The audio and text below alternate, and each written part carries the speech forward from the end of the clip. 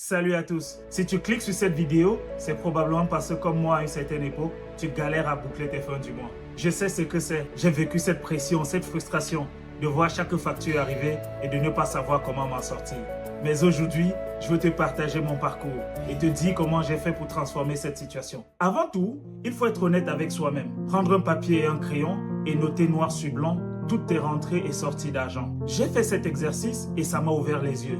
J'étais dans le déni. On a parfois l'impression que l'argent disparaît, mais souvent, il y a des dépenses qu'on ne maîtrise pas. Un abonnement qui traîne, des achats impulsifs. Commence par comprendre où part ton argent. Une fois que j'ai compris où allait mon argent, j'ai dû faire des choix.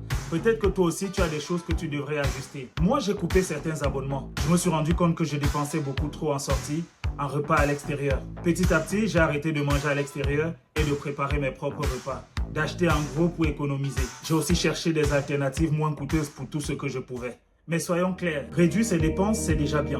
Mais il y a aussi une autre alternative, c'est d'augmenter ses revenus. Je sais que ça peut paraître compliqué, mais il y a plein d'options. Personnellement, à côté de mon boulot, il m'arrive d'acheter des articles en Chine qui sont expédiés ici, je les poste sur des sites, je les revends en ligne.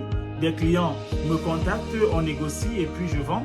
Mon compte est crédité et je n'ai pas besoin d'héberger un site en ligne. Je ne paye pas de main d'œuvre, je ne loue pas un magasin et je dégage des marges assez confortables. Si tu sais faire des tresses, si tu sais faire des gâteaux, si tu sais chanter, si tu sais faire la décoration, si tu sais faire la cuisine africaine, il y a forcément moyen de monétiser ça. Ça peut être des petites sommes au début, mais crois-moi, ça fait la différence à la fin du mois et au fur et à mesure, tu te crées un réseau. Au-delà des chiffres, il y a quelque chose qui a fait la différence dans mon cas, la mentalité. J'ai arrêté de me dire que c'était impossible et que je n'y arriverais jamais. J'ai commencé à voir des obstacles comme les opportunités d'apprendre. Oui, c'est difficile, mais chaque petite victoire, chaque centime économisé, chaque euro gagné de plus, c'est un pas vers ta liberté financière et tu peux y arriver. Autre chose qui m'a aidé, c'est de m'entourer de bonnes personnes. Des amis et proches qui te tirent vers le haut, ceux qui te donnent des conseils constructifs. J'ai aussi commencé à regarder des vidéos comme celle-ci, à lire des livres et à discuter avec des gens qui avaient surmonté des difficultés importantes. Trouve des sources d'inspiration autour de toi,